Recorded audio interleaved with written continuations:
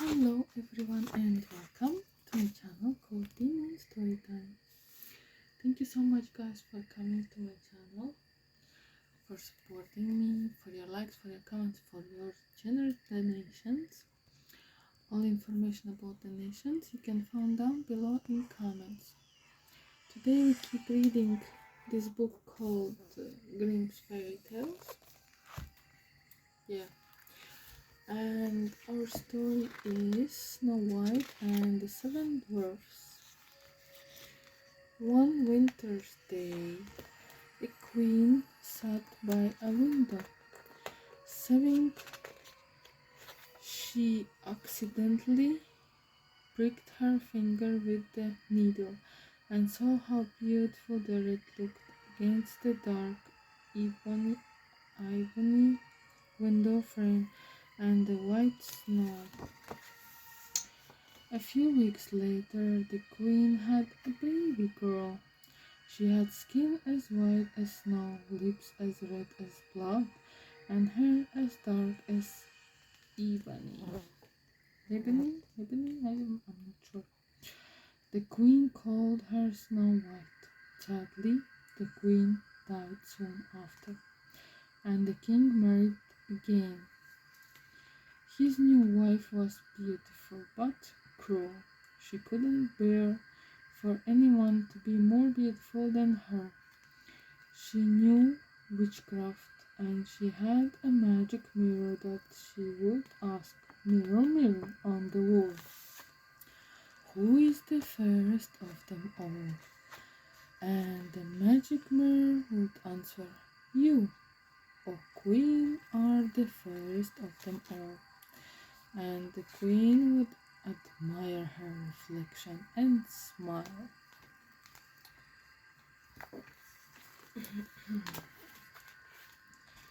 Here's the pretty cool queen admiring herself in the mirror. How lovely, don't you think?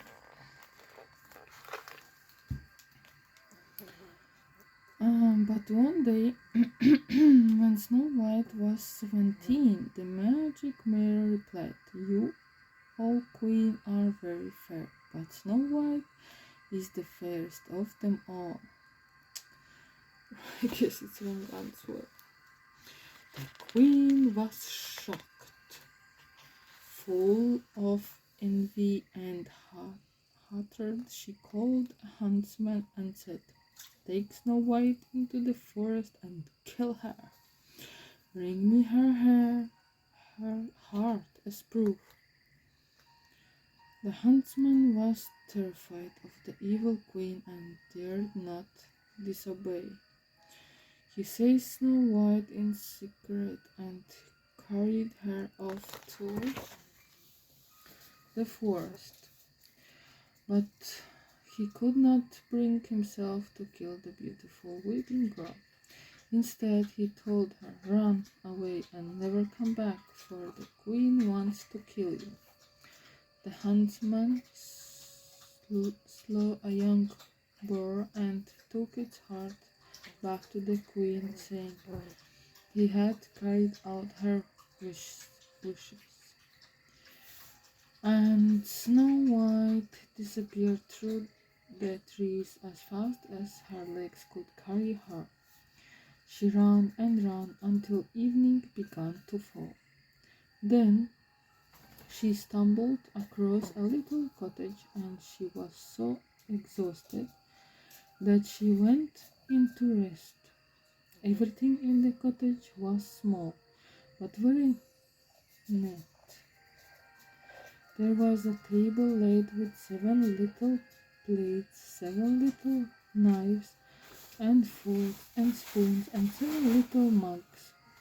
Against the wall stood 7 little beds. Snow White ate a tiny bit from each plate and drank a tiny sip from each mug. Then she sank down on a tiny bed and fell fast asleep. Later that night, the owners of the cottage came back. They were 7 dwarfs who had been mining in the mountains for jewels. They were astonished to see Snow White. Oh, heavens! They cried. Is it an angel? The little man watched over her all night. When Snow White awoke, she was startled to find that she was not alone. But the little man spoke kindly and gently. Snow White explained what had happened, and the dwarfs took pity on her at once. You are very welcome to stay here with us, they invited, and the grateful girl agreed. From then on, while the dwarfs went out to work in the mines, Snow White looked after their cottage and cooked supper. Even though she was a princess, but she still did the job. Good woman. Beware your stepmother, the dwarfs often reminded her. She will find out you are not dead and come looking for you while we are out at work. Never let anyone in. Months went by, and Snow White was very happy. She and the dwarfs became very fond of each other. But then one day the queen stood before her magic mirror again, and it told her, you, O queen, are very fair, but Snow White is alive, living with the dwarfs in the forest, and she is the fairest of them all. Oh no, here comes trouble again. Then the queen stamped her feet with rage, for she realized the huntsman had tricked her. She muttered an evil spell and made a magic apple. It looked lovely and tasty, but only the green side was safe to eat. The rosy side was poisonous. Then the queen hissed another spell, and all at once she was disgusted as an old dis yeah, disgusted as an old peddler woman. She set off into the forest, and Lang came to the dwarf's cottage. She knocked on the door, crying, apples for sale, delicious, juicy, sweet apples. Snow White put her head out of the window and said, I can't let anyone in. The 7 dwarfs have forbidden me to. Do not be afraid. I mean you no harm, said the old woman, smiling. Look, I will eat some first. Then you will see that it is quite safe. The woman drew out a gleaming knife and sliced off the green half of the apple. She marched into it. See, she said, lovely. Then Snow White could not longer resist. She reached out through the window and took the rosy half. No sooner had she taken a bite than she fell down dead.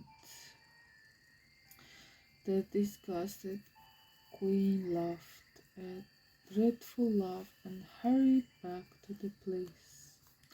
When the dwarfs came home and found Snow White, they were horrified. They checked to see if she was breathing, but alas, she wasn't. They hugged each other and wept, and all the wild creatures of the forest wept for lovely Snow White too. Oh, drawing is amazing. I love it. The pretty girl and the evil queen witch. Hope you can see it.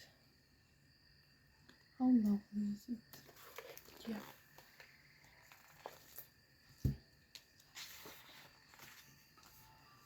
The dwarfs couldn't bear to bury the girl underground. Instead, they made a glass coffin and laid her in it. They set it outside the cottage in a lovely spot where wildflowers grew and took turns watching over it. So Snow White was never alone. Days turned into weeks, and weeks turned into months, but very strangely, Snow White never changed. She always looked as if she had just fallen asleep. Then one day a king's son came riding through the forest and stopped at the dwarf's cottage to rest. They sadly showed the prince the glass coffin in which the beautiful girl lay as thoughts asleep. As the prince gazed upon Snow White, he fell in love with her. As he leaned closer to the coffin, he stumbled and bumped it. To everyone's astonishment, Snow White coughed. What?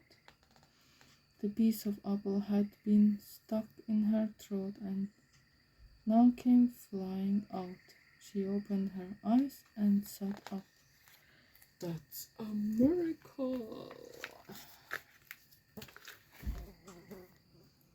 Here's the prince lying over the sleeping cutie beauty.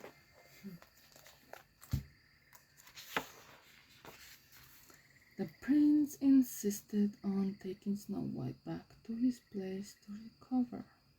It wasn't long before the two were married,